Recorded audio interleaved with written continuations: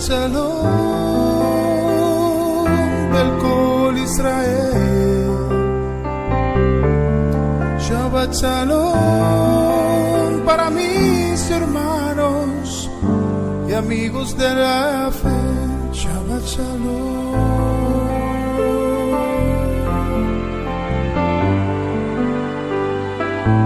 Shabbat Shalom.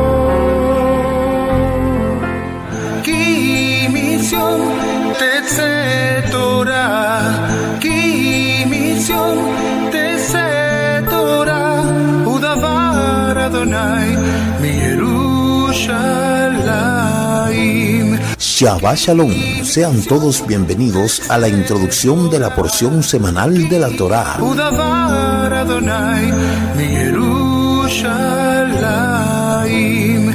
Baruch Shenatan Torah Torah, Baruch Shenatan Torah Torah, Le'amo Israel Vikedushato, a través de Yeshua.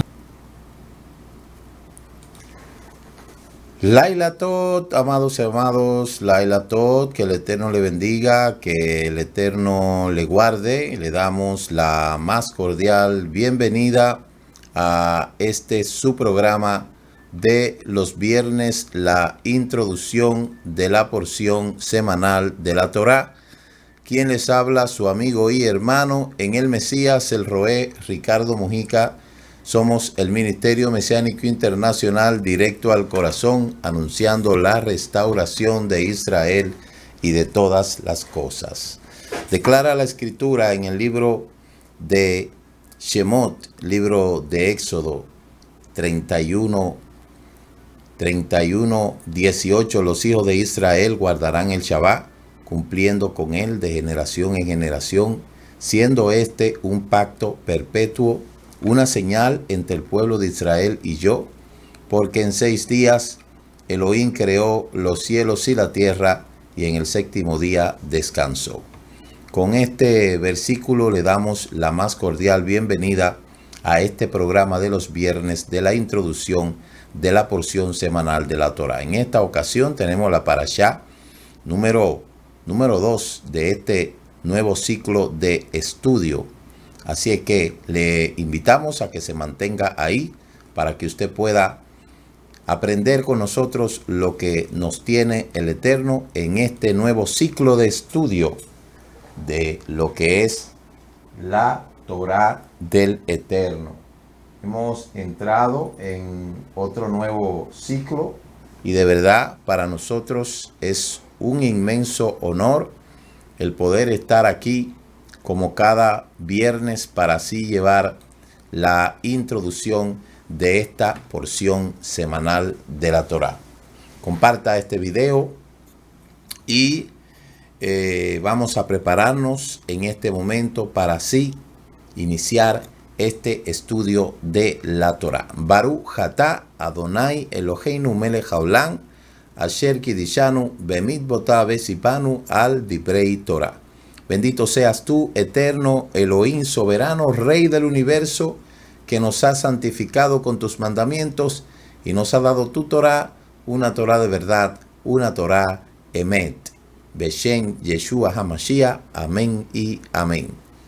De inmediato, amados hermanos, vamos a entrar en materia porque tenemos una parashá bastante amplia. Por eso vamos a entrar de inmediato lo que es el estudio de la Torá. Recuerde suscribirse a nuestro canal, a este canal Raíces Hebreas de la Fe. Comparta este programa, una vez más se lo decimos, para que usted pueda bendecir a otros con este programa.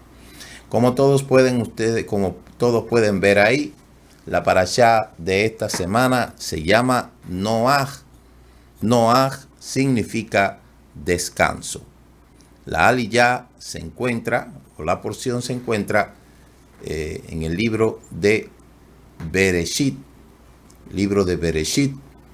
Ahí usted puede ver la cita desde el capítulo 6 hasta el capítulo 11, verso 32. Ahí está lo que es las aliyá y la porción de la Torá. El maftir o dar en el blanco se encuentra en el capítulo 11, verso 29 al 32.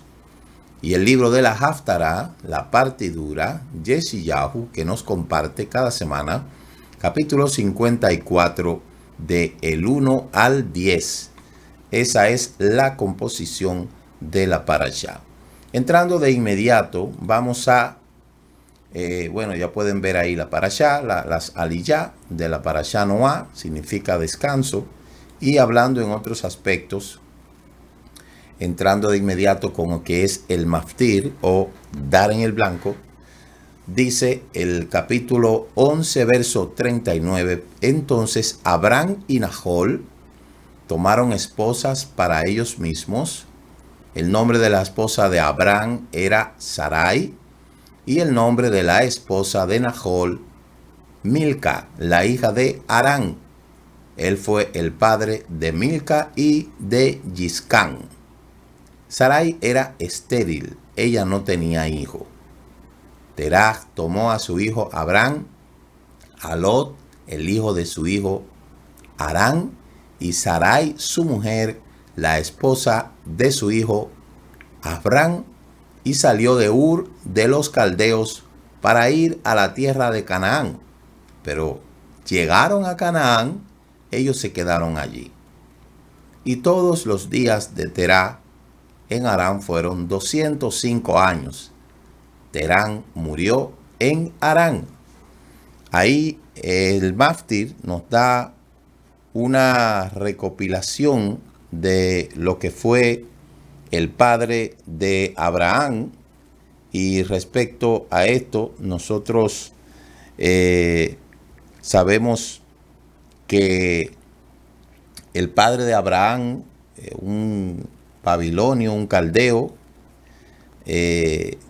tuvo que salir de allá de Babilonia por las persecuciones que estaba llevando hacia tanto él como su hijo Abraham desde muy pequeño. Eso dicen los Midrash.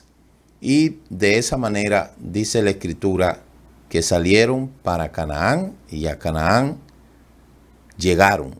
Entonces, lo que nos dice a nosotros que la Haftará nos indica, el maftir nos indica el objetivo final de lo que es esta parashá, que viene siendo el comienzo de la otra, que es la parashá Lejá, vete de ti mismo. Entonces, aquí nosotros podemos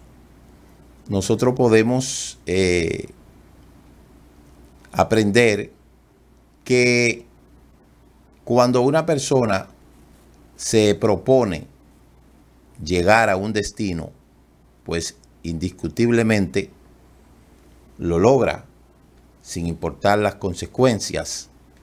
Y nosotros sabemos que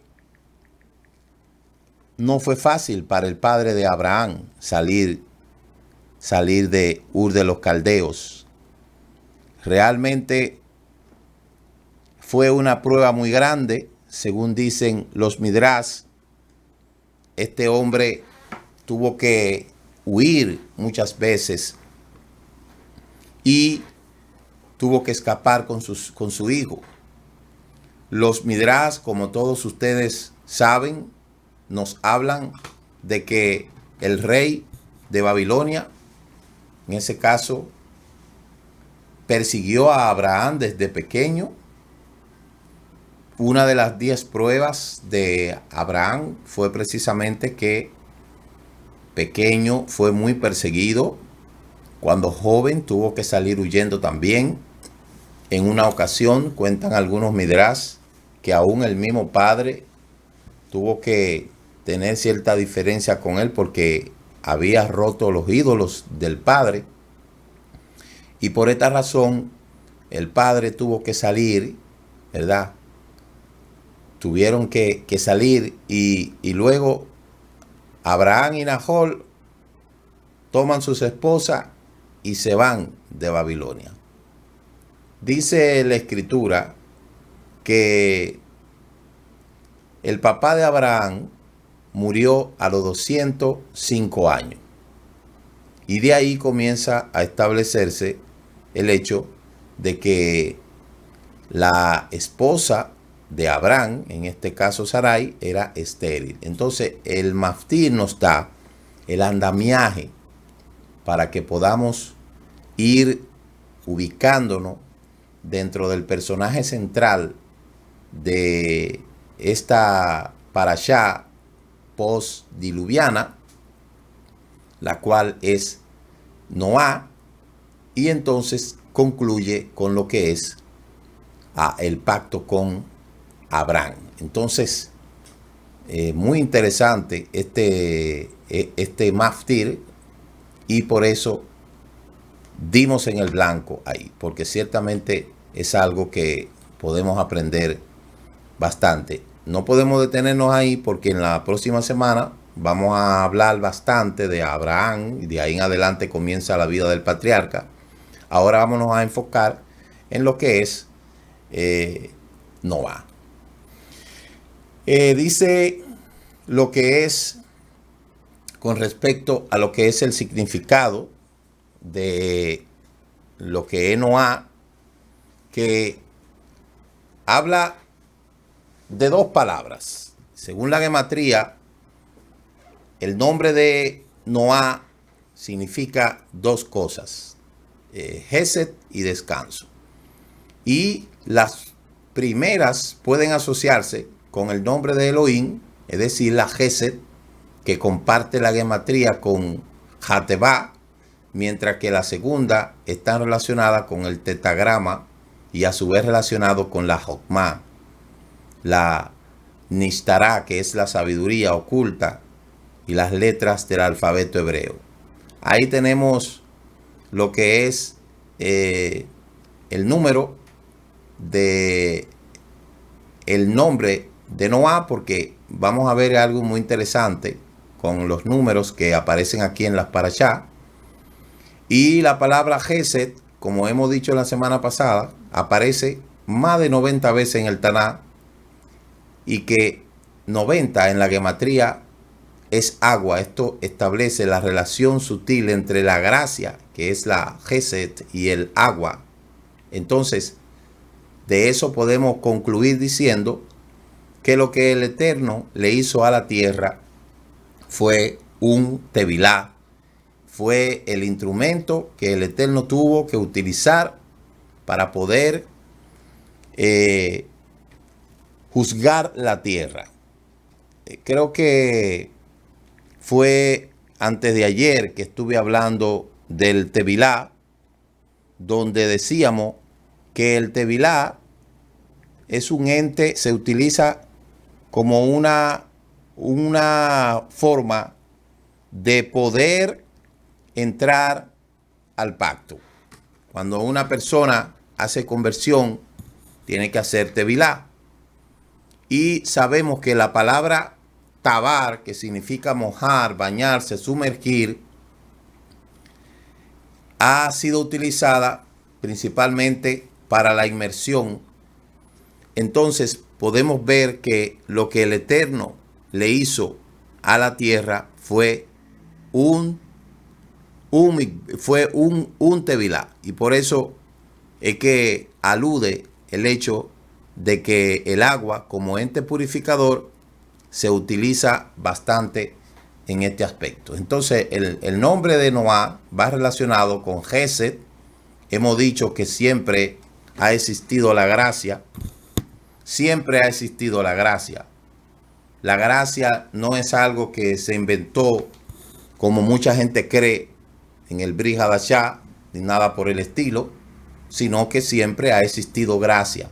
Gesed está relacionada, se interrelaciona tanto con el nombre de Elohim como también con lo que es esa parte de acercarse al Eterno a través de las aguas. Entonces, aquí nosotros podemos ver que ciertamente en el Eterno no hay coincidencia, sino que el Eterno prepara todo. cuando nosotros leemos los orígenes de Noé, sabemos que especifica el propio Eterno, dice, que en medio de una generación donde todos estaban corrompidos, dice la Escritura, pero Noé halló que Gesed era una persona que era justa, dice la Escritura. Entonces, si el Eterno dice que Noé era justo, ¿por qué entonces nosotros tenemos que descartarlo después? Dice el capítulo 6, verso 8, pero Noé alcanzó el favor de Yuhei Bakei. Y de ahí comienza hablando de la generación de Noé. Noé fue un hombre recto, dice el capítulo 6, verso 9. Fue intachable en su época. Segunda característica. Caminó con Elohim. Tercera característica. Y procreó 3 hijos, Shem, Yan y Jafet. La tierra se corrompió delante de Elohim y la tierra estaba llena de injusticia. Y cuando Elohim vio que cuán corrompida estaba la tierra, porque toda persona se había corrompido en su conducta sobre la tierra, Elohim dijo a Noé: he determinado destruir la tierra junto con todo lo que hay, y solamente a ti he encontrado. Entonces fíjese cómo él, mire, algo interesante que yo quiero que usted entienda en este sentido. La Escritura dice que él encontró el favor del Eterno y que en esa generación solo él encontró Gesed ante los ojos del Eterno. Y los 3 hijos de él más sus esposas, 8 personas. Cuando yo escucho a mucha gente, siempre que lo veo con sus altoparlantes anunciando que el fin será como los días de Noé, la gente parece que no se pone a pensar cuando dice algo. Cuando una persona dice que los días del fin serán como los días de Noé, número uno, usted está diciendo, solo muy poquitos se van a salvar. Muy poquitos se van a salvar. Siempre yo le he dicho esto. Muy poquitos se van a salvar. Le voy a poner un ejemplo. En medio de una multitud de hombres, cuando usted visualiza toda esa cantidad de hombres, ¿cuánto usted observa que le puedan servir al Eterno? Diríamos, bueno, pero no podemos juzgarlo a simple vista. No, eso es cierto. Pero debe de haber algo que distinga a una persona de que le sirva al Eterno o no le sirva al Eterno. Debe de haber algo. Por ejemplo, cuando yo, que uso la kipá tradicional, sabemos que eso representa la cobertura del Eterno. Cuando una persona está en medio de un centro comercial, muchos hombres, y uno entra a ese centro comercial y la gente observa la distinción en nuestra cabeza, ¿no se distingue? Claro que se distingue. Pero un momento, yo no estoy diciendo que por el hecho de que nosotros usamos una kipá tradicional ya somos salvos. No es eso lo que estoy diciendo. Lo que estoy diciendo es que algo me diferenció a mí. Algo me diferenció a mí. Cuando yo paso por los aeropuertos, por las aduanas, sobre todo de los Estados Unidos, que son pero tan difíciles, yo ando con mi tzitzit y ando con mi kipá. El agente solamente me hace la pregunta correspondiente y cuando me ve, me dice, welcome.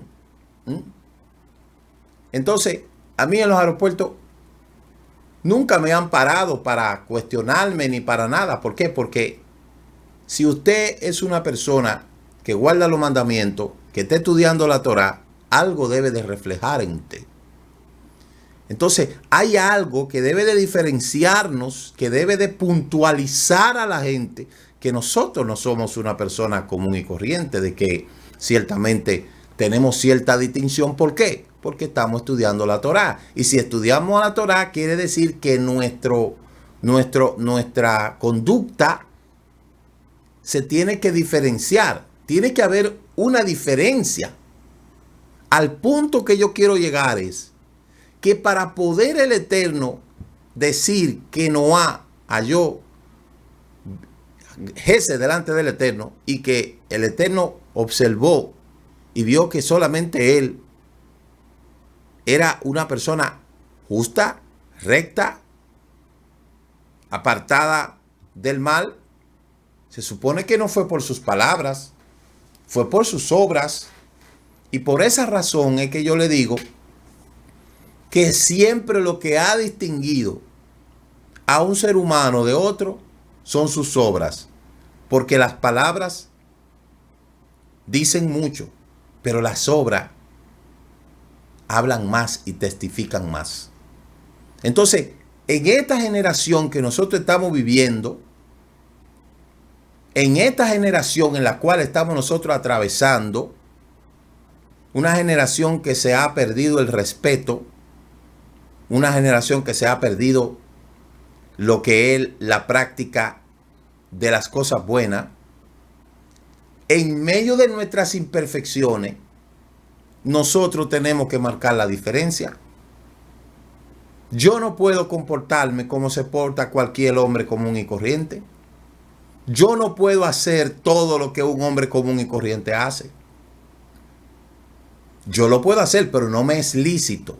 Porque dentro de mí hay algo que se llama conducta, una conducta por practicar la Torá que me dice a mí, tú no puedes hacer lo mismo que hace un hombre común y corriente. ¿Qué hace una persona, un hombre que no le sirve al Eterno? Desde que se levanta, se cepilla, muchas veces sin cepillarse. Muchos tienen mal el hábito de alcohol o de lo que sea. Van al refri, se toman una cerveza y esto, se asean y se van. Un hombre que guarda la Torá no puede hacer eso. No debe hacer eso. ¿Qué debe de hacer una persona que guarda la Torá? Desde que se levantó, debe de tomar sus herramientas. ¿Cuál? La del Modeaní y hacer su shaharí. Un hombre que guarda la Torá no puede comportarse como se comporta cualquier persona por ahí. Entonces, eso es lo que yo quiero que usted entienda. Que si Noah halló gracia ante los ojos del Eterno, no fue porque Noah era más bonito. No fue por eso. Sino porque Noah estaba dedicado a la búsqueda del Eterno. Eso es lo que marca la diferencia. Igualmente una mujer.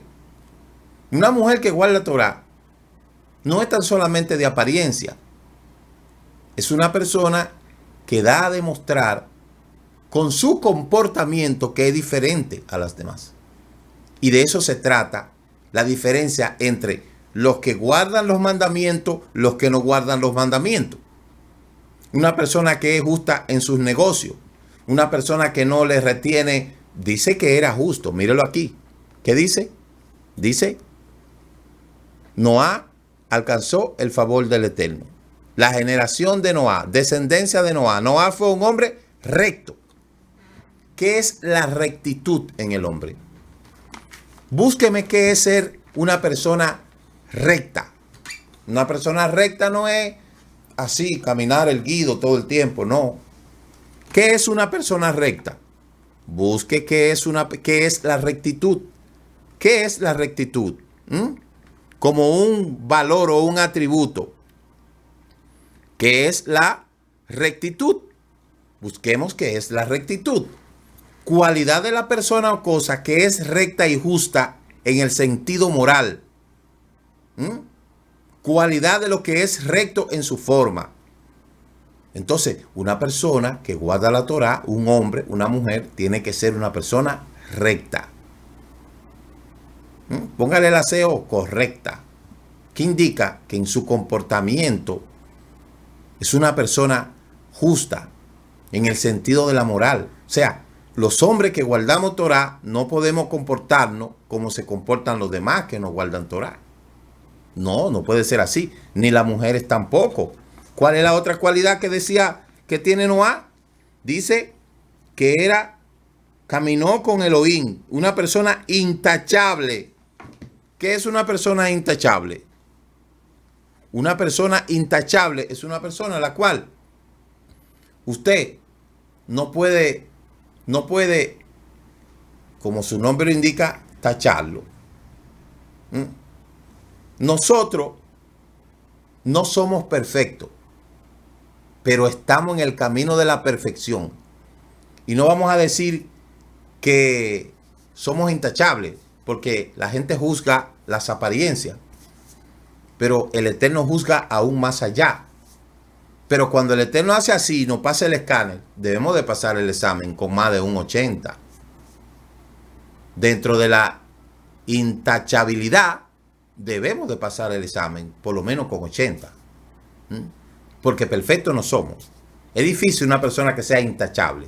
Podemos ser intachables en muchas áreas, pero no vamos a ser intachables en todas las áreas de nuestra vida porque somos personas imperfectas. Pero el Eterno testificó de que Noah era una persona intachable.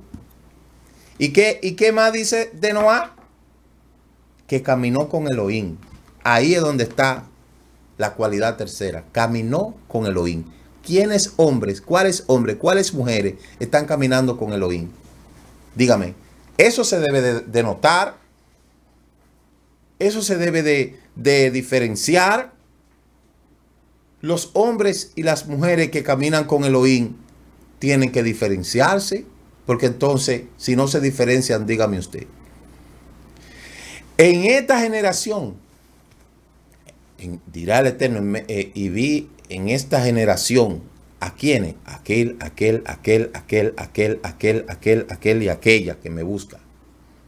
Lo mismo que pasó con Noah. Entonces, eso nosotros tenemos que entender algo. Mire, yo le hablaba en estos días de los números que aparecen en esta parashá. Mire, aparece el número 8. 8 personas entraron al arca. ¿Qué significa el 8? Un nuevo comienzo. El día 8 es el día de la circuncisión. El día octavo de Sukkot, Shemini Atzeret, que es la era milenaria. Se usa también el 600. El 6 significa imperfección, porque fue la creación de Adán. De modo que el nombre de Noah representa la imperfección porque es hombre. Y en el sexto día el Eterno hizo al hombre. El 600 en la Torá, en los 613 mandamientos, evoca el deber religioso de salvar a una persona perseguida por un matador, como dice Deuteronomio 25:12. Entonces, verifique esto que yo le estoy mostrando. Luego habla del 40 días en el agua. El número 40 tiene un significado muy importante en toda la Torá y el Talmud. El número representa cambio o transición, la idea de renovación, de un nuevo comienzo. El número 40 tiene la fuerza de elevar un estado espiritual. Y considera esto: cuando una persona se vuelve ritualmente impura, debe sumergirse en un baño ritual, una mikveh. Y el Talmud dice que una mikveh se debe de llenar 40 sis, una medida de agua. Y en el judaísmo la inmersión en una mikveh es el símbolo máximo de la renovación espiritual. No fue accidental que la historia de Noah lloviera durante 40 días y que el mundo quedara sumergido bajo el agua, tal como una persona sale purificada de la mikveh. Así también, cuando retrocedieron las aguas del diluvio, el mundo quedó purificado del libertinaje que lo había corrompido en los días de Noah. Entonces, ahí se da cuenta. 8, 6, 640. Y más adelante aparece también el número 7. Entonces ya usted puede ver ahí la relación que hay con las 8 personas, los 600 años de Noah, los 40 días del agua. En la Haftará, nos habla la Haftará: canta mujer estéril que nunca has tenido un hijo. Prorrumpe una canción y grito de júbilo. Tú que nunca has estado de parto, porque la mujer abandonada tendrá más hijos que la mujer que está viviendo con su esposo, dice Yuhei Bajei. Agranden el espacio de tu tienda, extienda las cortinas de tu morada, no escatime, alarga tus cuerdas y refuerza tus estacas, porque te extenderá a la derecha y a la izquierda. Tu cera poseerá los goyín y habitarán las ciudades desoladas. No temas porque no estarás avergonzada. No te desanimes porque no será deshonrada. Olvidará la vergüenza de tu juventud. No volverá a acordarte de la deshonra por ser viuda. Tu esposo es tu creador, Yad Sebaot es su nombre, y el Hakadosh de Israel es tu redentor. Él será llamado el Elohim de toda la tierra. La Haftará la hemos usado muchas veces y hemos escuchado esta Haftará en otras ocasiones, donde la Haftará nos dice de la restauración al final de todos los tiempos, que es lo que evoca la Parashá Noá.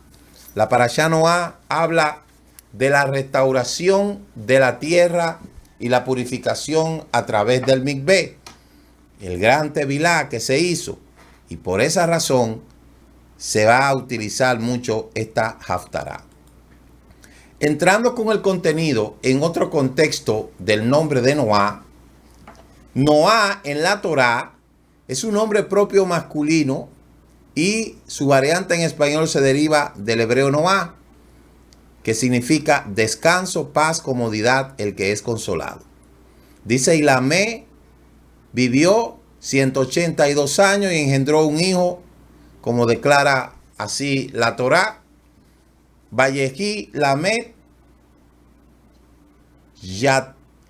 Tajin Ushmonin Shanat Umeat Shanat Bayolet Ven, y llamó el nombre Noá, diciendo, este nos dará descanso de nuestras obras y del dolor de nuestras manos, a causa de la tierra que maldijo el Eterno.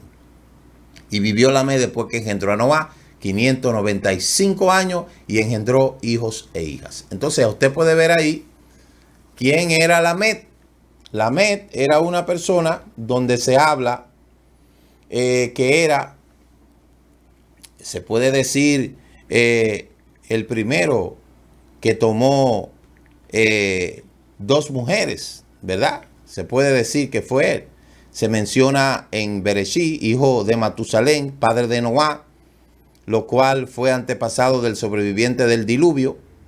Y Lamec, descendiente también, que se relaciona también posteriormente con lo que son los hijos de Noá. Inclusive un nieto se le puso como él también. Entonces Matusalén, ya usted sabe, tuvo mucho ahí también que incidir en ese aspecto. O sea que Matusalén no tan solamente fue viejo nada más, sino que por lo menos engendró al hombre que engendró al que salvó al mundo. Entonces ya usted puede ver, como quien dice, Matusalén era era el padre de Lamet. Entonces de ahí Lamet, padre de Noá, y de ahí sucesivamente. Ya usted puede ver que todo lo que existe en la escritura, ya está, no es porque simplemente está, sino porque algo nos enseña, cada cosa. Y el Eterno siempre toma de una cosa que se cae, algo que se levanta grandemente. Mire aquí los descendientes de Noá desde Adán. Usted puede ver Adán, Set, Enos, Kenán, Mahalel, Jarek, Enoc, Matusalén, Lamec, Noá y Shem. Usted sabe que el tercer hijo de Adán fue Set.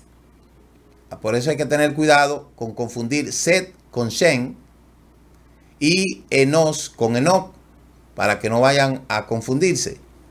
Y ahí usted puede ver las generaciones: Adam Harishon, Set, Enos, Kenan, Mahalel, Jared, Enoch, Matusalén, Lamé y Noá. Entonces Lamé, Matusalén engendró a Lamec, Lamec a Noá y Noá a Shem, que es ahí desde Adama hasta Shem, existen unos 500 años, desde unos 1500 años desde la creación. Continuando, ¿qué fue lo que el Eterno dijo que vio en el libro de Bereshit? Y fue cuando comenzaron los hombres a multiplicarse sobre la faz de la tierra y le nacieron hijos e hijas. Tan pronto como comenzaron a multiplicarse, a cometer todo tipo de pecados y aberraciones, y vieron los hijos de los señores de las hijas de hombres que eran hermosas, y tomaron para sí mujeres entre todas las que habían escogido. Ya sabemos que esto tiene varias teorías. La primera teoría habla de los titanes, que eran los nefilín. En hebreo se dice nefilín, caídos. La primera teoría dice que ellos fueron llamados así porque eran los hijos de los ángeles. Usted sabe que hay una teoría donde habla que los ángeles descendieron y cohabitaron con mujeres, cosa que eso no es comprobable, porque un ángel no puede engendrar, porque se engendra a través del fluido del esperma, y los ángeles son espíritus de las tinieblas que no tienen esperma, entonces no pueden engendrar, de modo que esto se descarta. Lo segundo se traduce como los hijos de los gobernantes. Dice el Targum de Rashi sobre Génesis 3:5 que eran los hijos de los gobernantes, los hijos de los gobernantes, de los grandes, de lo que en ese tiempo se habían dado, ¿verdad? Eran hijos de los gobernantes, como dice Bereshit. Dice, lo que pasa es que Elohim sabe que tan pronto ustedes tomen de él, se les abrirán los ojos y serán como los Elohim que conocen el bien y el mal. Se habla de los hijos de los gobernantes. Y la tercera interpretación se habla de los gigantes. Otros dicen que los hijos de Elohim son descendientes de Set, mientras que los hijos de los hombres son los descendientes de Caín. Esa es la opinión que se toma. Los hijos de Elohim se les dice a los descendientes de Set, que era el hijo de Adán. Entonces, para que me entiendan, y esto es algo que tenemos que puntualizarlo, desde que yo comencé a estudiar las escrituras, que yo me topé con esto, yo recuerdo que cuando leí esto la primera vez, le pregunté a una persona que era supuestamente maestro, me salió con un tremendo boche, me dio. Me dijo, tú no tienes que estar estudiando eso, porque esa cosa es muy profunda para ti, y tú te convertiste en estos días. O sea, me dijo que yo entendí que lo que él me dijo con eso fue que él no sabía. Y posteriormente después, entonces yo comencé a estudiar muchos años después y me di cuenta con el tema. Lamentablemente, en muchas religiones, cuando alguien le hace una pregunta al líder y ese líder no sabe la respuesta, entonces le arremete con una ofensa, y no debe de ser así, porque los maestros, si son maestros de verdad, deben de prepararse. Yo no me sé todas las cosas, pero la mayoría de las cosas que me preguntan, yo tengo una respuesta. Pero hay cosas que yo no las sé. Y si yo no las sé, yo digo, no te puedo contestar esa pregunta ahora, voy a investigar y luego yo te la respondo. Esa debe de ser la respuesta del maestro, porque el maestro es un facilitador. Entonces se enseñaba muchos, esto lo tenían tapado, sellado, porque la idea que interpretó Scofield, en esa famosa Biblia Scofield, era que los hijos, que esos hombres gigantes, llamados los vigilantes, eran descendientes de espíritu inmundo que vinieron y cohabitaron con mujeres. Eso dice Scofield. Antes tener una Biblia Scofield no era cualquiera, o una Biblia Thompson. No era cualquiera tener una Biblia Scofield. Después yo me di cuenta que eso no era nada, que ahí lo que habían eran inventos de Scofield. Pero eso no tiene comprobación ninguna. Entonces, los ángeles no pueden tener relaciones sexuales con una persona. Independientemente de todo eso que ustedes ven en el exorcista y todas esas cuestiones. Y sabemos que hay súcubos e íncubos. Tenemos súcubos e íncubos, espíritus que se transfiguran en hombres para atacar a mujeres y espíritus de mujeres que se transfiguran para atacar a hombres. Esos son súcubo e íncubo. Pero un súcubo ni un íncubo pueden dar, ni puede parir, ni tampoco puede engendrar. Un espíritu inmundo no puede, porque es un espíritu. Ahora, si se le mete el espíritu al hombre, a un hombre, ya eso es otra cosa. El espíritu puede utilizar a ese hombre, utilizar el esperma de ese hombre para engendrar. Eso es otra cosa. Pero un espíritu sobre sí no puede engendrar. ¿Sí me entiende lo que le estoy diciendo? O sea, cuando habla aquí que eran titanes, los nefilín, podríamos que decir que fueron espíritus de las tinieblas que se le metieron a estos gigantes, cohabitaron con estas mujeres y de ahí salió una raza más grande. Pero el ADN que se va a tomar de ahí no va a ser del espíritu. No eran semidioses. La teoría que dice Rashi es que los hombres, los descendientes de Set, hijo de Adam Rishon, se juntaron con el linaje impío de Caín. Hoy en día, por ejemplo, dentro de la jerga de las religiones, ese es un siervo, le dice, es un siervo de Dios, ese es un hijo de Dios. Pero no fue el Eterno que lo engendró, él tuvo su papá. Pero se le dice así porque él le sirve, es lo mismo. Entonces, para ese entonces, los hijos de Elohim, es decir, los que le servían a Elohim en ese tiempo, descendientes de Set, hijo de Adán, entonces se juntaron con el linaje impío de Caín y de ahí entonces da una generación de gigantes. De hecho, Adán no era un hombre pequeño. Y todos los descendientes, si Adán tuvo a Caín, bueno, Hebel murió y luego tuvo a Set, Caín no era un hombre chiquito. Entonces, los descendientes de Set se juntaron con los descendientes de Caín y estos dos ADN se juntan y crean una raza superior de gigantes. Pero vuelvo y le repito, ningún espíritu de las tinieblas puede dar esperma, porque si fuera así, existieran mujeres embarazadas ahí, que para qué le digo. Si eso fuera cierto, el Satán ya hubiese tomado los vientres de las mujeres que andan por ahí para crear entonces espíritu de las tinieblas. Y no es así. Aunque hay una teoría que habla de que cuando el hombre, por ejemplo, vierte fuera de lo que es la parte femenina, ese esperma es tomado por los espíritus. Por eso es pura teoría, para atacar al propio hombre. Pero eso es pura teoría, pero esas son otras cosas. De modo que lo que nos dice aquí la Torah es que se juntaron los justos con el injusto, los impíos con los píos, los malos con los buenos, el negro con los blancos. Ya, hasta ahí llegamos. Luego nos dice la escritura, la parashá, de posterior a la salida de Noah. Aquí se habla de la ley de Noah y el mito de los Benei Noah. El mito de los Benei Noah, eso es algo que se ha inventado, un rabino se inventó eso, de que de los Benei Noah. Y hay de que 7 preceptos: prohibición de la idolatría, prohibición de la blasfemia, prohibición del asesinato, prohibición de las relaciones sexuales prohibidas, prohibición del robo, prohibición de comer carne de animal vivo, mantener la justicia. Esos son los 7 preceptos de Noah. Y ahí está el mito de los Benei Noah.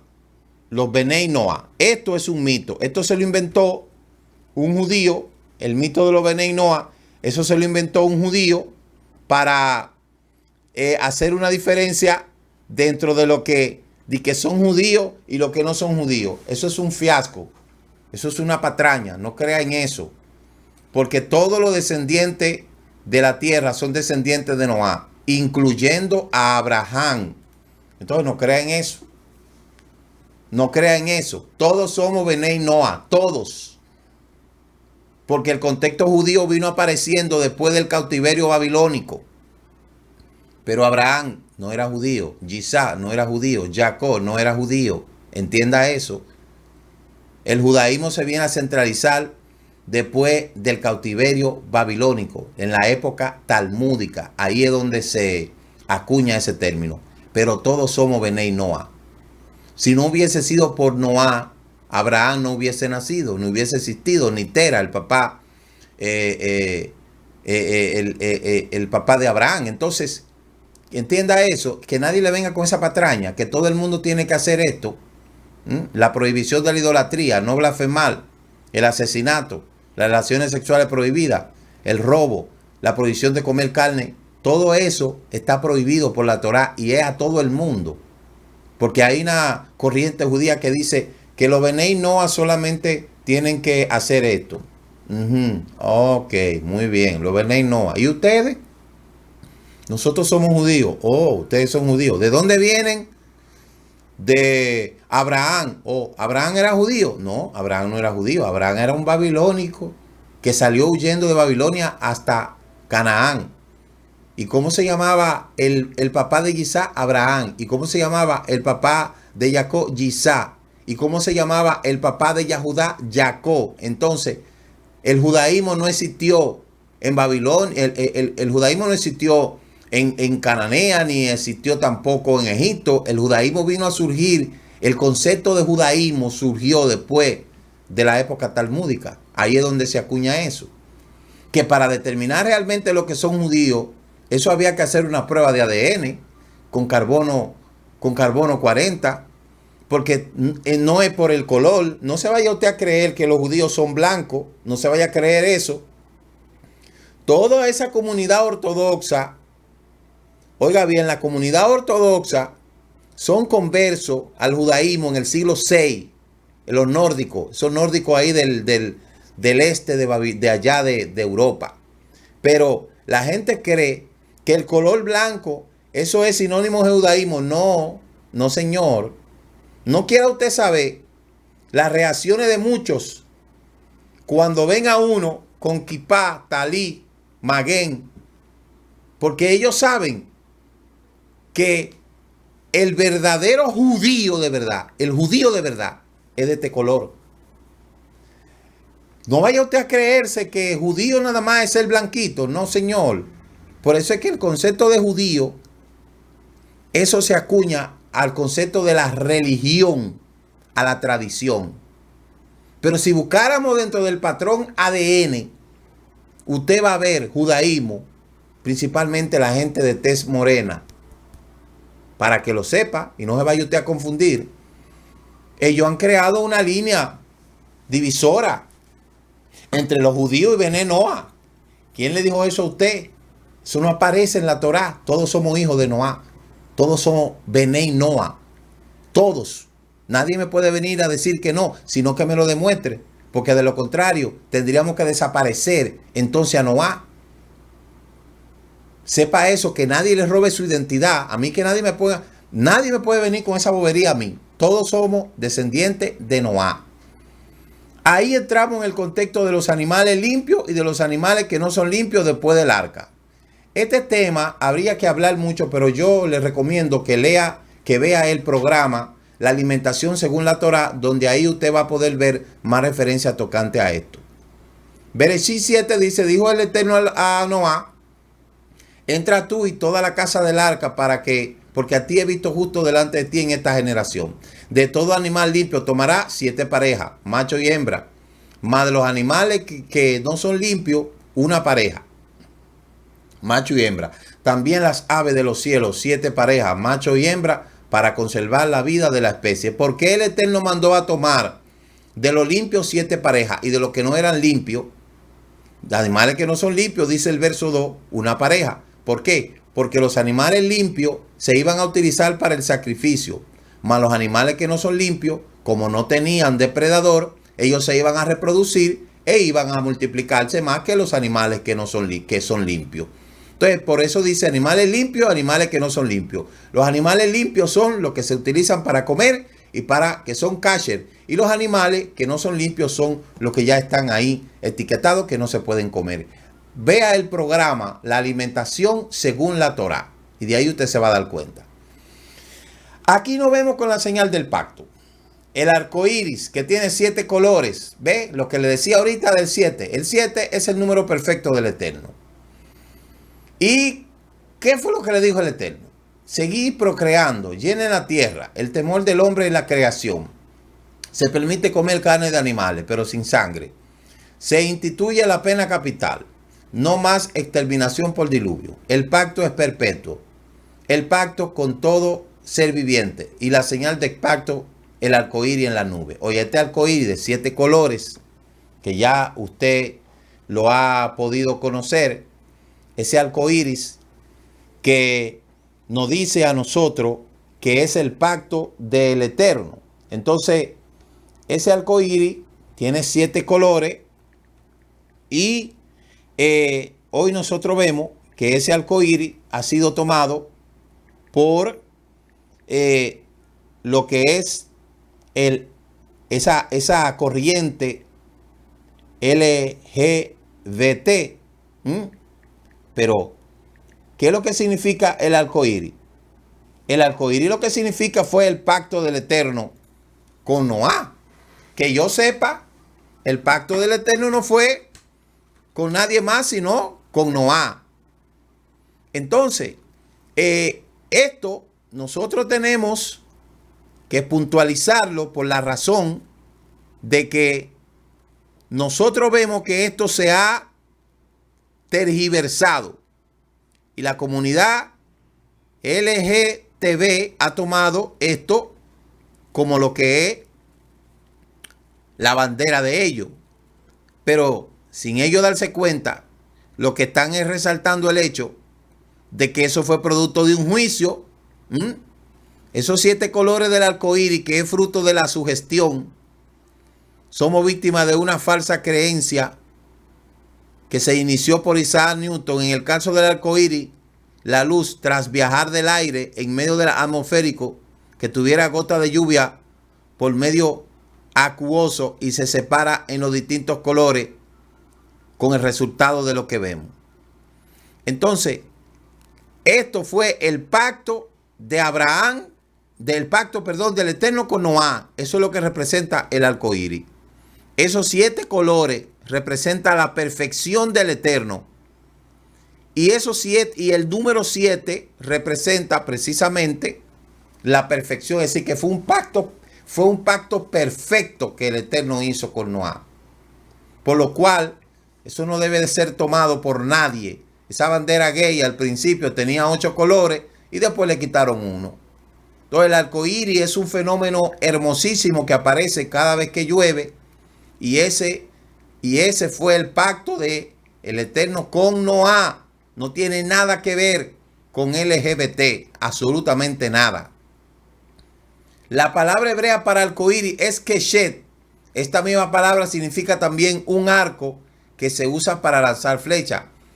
Es interesante que la misma relación existe en español castellano entre arco, iris y arco. Entonces, eso es lo que quiere decir este pacto que el Eterno hizo con Abraham, con Noah. Nada que tenga que ver con LGBT. Eso fue un invento de los hombres para distorsionar algo tan sagrado, algo tan perfecto como lo que fue el pacto del Eterno con Noah. Que quede claro eso. Luego en el capítulo 10 vemos la creación de todas las naciones. En el Génesis 10, ahí tenemos la tabla de las naciones, la genealogía de los hijos de Shem, Cam y Jafet. Y se exponen los orígenes y relaciones y pautas de la dispersión de esas líneas raciales, la genealogía de la escritura, como usted lo puede ver ahí. ¿Quiénes descienden de Shem? Los árabes, los hebreos y los árabes. Dice que los hijos se establecieron en Arabia, Asdod, Hasán, Didá, de modo que cuando a una persona se le cataloga de antisemita, se está refiriendo no tan solamente a los hebreos, sino también a los árabes. Pero esto se ha acuñado solo a los judíos.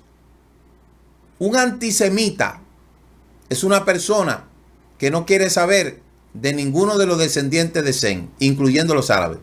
Ahora, un antijudío, ahí se especifica que es antijudío.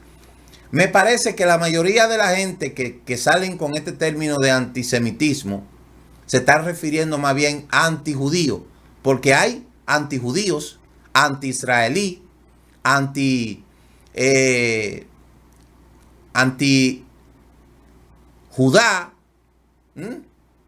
Entonces, el antisemitismo incluye a todos los que viven en el Medio Oriente, los árabes y los hebreos. Ahora, los antijudíos están en contra de los judíos. Los antijudaísmos están en contra del judaísmo. Anti-israelitas están en contra de los israelitas y así sucesivamente. Porque anti lo que quiere decir es en contra. Entonces no es lo mismo ser antisemita que antijudío. Un antisemita necesariamente no se está especificando al judío, sino a todos los árabes y todos los que forman parte de esa descendencia de Shem. Un antijudío, pues ya se sabe que está en contra de los judíos. Un antijudaísmo, el antijudaísmo es aquel que no quiere saber nada del judaísmo. Que eso es lo que nos hemos topado nosotros, los que hemos regresado a nuestras raíces, con una corriente cristiana que no quiere saber de nada de lo que le hablen del judaísmo. Sin embargo, quieren todo lo del judío. Mire dónde se ha metido ese famoso rapero. Creo que se llama Kanye West. Se puso a hablar plepla y ahora está que no sabe lo que va a hacer. ¿Por qué? Porque la gente tiene que saber que lo que pasó en el mundo con los judíos en el Holocausto y con otra gente no fue una cosa sencilla como para que usted venga a hacerse el gracioso ahora. Usted quiere venir a hacerse el gracioso. Con eso no se juega, con eso hay que tener mucho cuidado. Y usted ha podido ver que eso aquí, en esta generación, eso es muy delicado. Entonces téngale mucho cuidado cuando usted se expresa, porque prefiero ser rey de mi silencio que esclavo de mis palabras. La cantidad de millones que ese morenito ha perdido ahora no ha sido fácil. ¿Por qué? Por culpa de su lengua. Por culpa de su lengua, porque él se pudo haber metido con otra cosa y no con eso. Ahora hasta las páginas se las han cerrado. Le han cerrado todas las cuentas. ¿Quiere más? ¿Quiere más? ¿Qué fue lo que dijo? Quizá él no dijo una cosa muy grande, pero en esta sociedad a la gente no le interesa saber si fue verdad o si fue mentira. A la gente lo que le interesa es exacerbar las aguas, y eso es lo que hacen las redes sociales. Entonces tenga mucho cuidado cuando usted habla, usted se pone en su boca algo relacionado con los judíos y el antisemitismo, porque eso puede ser muy peligroso, ¿verdad? Entonces le doy eso de consejo. Los descendientes de Cam se dice que se establecieron en Canaán, padre de los eteos, los hititas, el imperio hitita, que desapareció y es posible que huyeron al este. Hitita, el lejano oriente, todo eso son los negroides. Mire, Cam, negroides, mongoloides, ahí esos son los descendientes de Cam. Y los Jafé son los indoeuropeos, los Gomer, como el imperio Rush de Rusia y toda esa parte. Y ahí usted puede ver el origen de las naciones. Eso usted puede buscar ese estudio también. De modo que ahí, ¿de dónde vienen de dónde viene toda la humanidad que hay sobre la faz de la tierra? O de los descendientes de Noah, Shem, Ham y Jafé. Cuando usted busca el poblamiento de Europa, usted se va a dar cuenta de dónde descienden los arios, de dónde descienden los galos, las razas europeas. Solamente existe una raza, pero porque existe raza de perro, de gato, de ovino, pero aún curioso o famoso se le inventó de que llamara al hombre razas. No, solamente existe una raza, la raza humana. Pero ellos han acuñado, y cuando usted busca origen de los europeos, usted se va a dar cuenta que existen muchas teorías por ahí, muchas teorías, y que la mayoría provienen de oleadas migratorias, porque el hombre siempre ha sido una persona que se desplaza, que viaja. Entonces, por eso es interesante. A mí me fascina mucho la antropología. Por eso, cuando usted habla del estudio genético que se ha hecho por algunas universidades, se ha demostrado que los europeos actuales proceden de solo 3 horas migratorias llegada de Asia. La primera empezó hace 40.000 años y se extendió por Europa, y los europeos actuales descienden directo de estos cazadores paleolíticos. Eso es lo que ellos dicen, pero ya usted sabe de dónde descienden ellos. Descienden de Jafé. Pero en el aspecto antropológico siempre quieren venir a comprobar lo incomprobable. Entonces, eso ya usted lo ha podido verificar. Por otro lado, se habla después de la Torre de Babel. Después del diluvio se narra la desavenencia en el seno de la familia de Noé, que es una primera visión de lo que sería el destino con relación entre los pueblos. Y ahí se habla del sigurat, de la Torre de Babel, que suele ser asociada con el templo de Etemenanki, el cual hoy reposa en la ruina. La construcción del templo es incierta, pero probablemente existe ante el reinado de Hammurabi.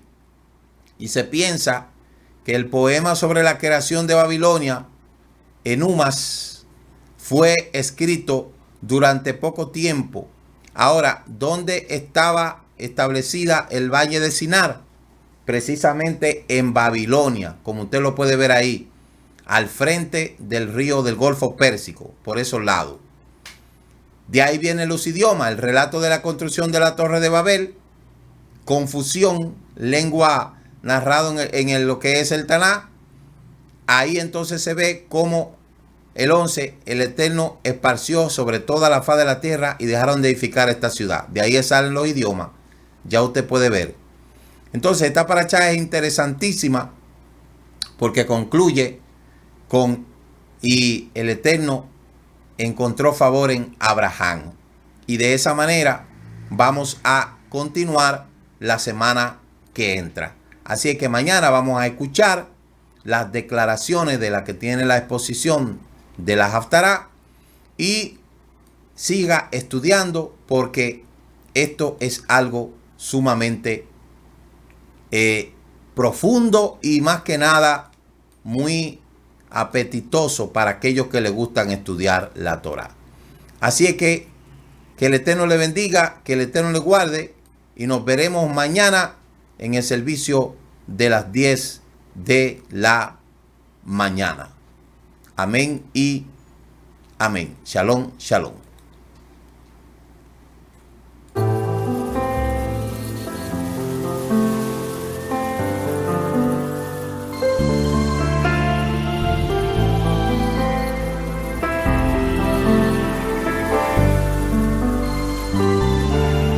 Shabbat Shalom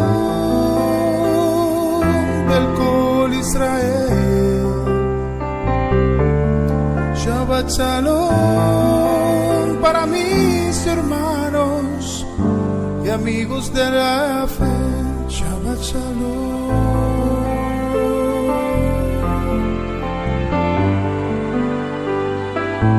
Shabbat Shalom.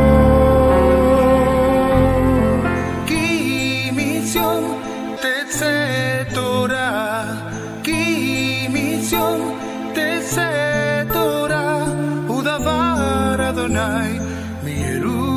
Yerushalayim. Muchas gracias por haber compartido con nosotros la porción semanal de la Torá. Comparta con aquellos que de verdad desean aprender las raíces hebreas de nuestra fe y nos veremos la próxima semana en la introducción de la porción semanal de la Torá. Shabbat Shalom. Laila Tov.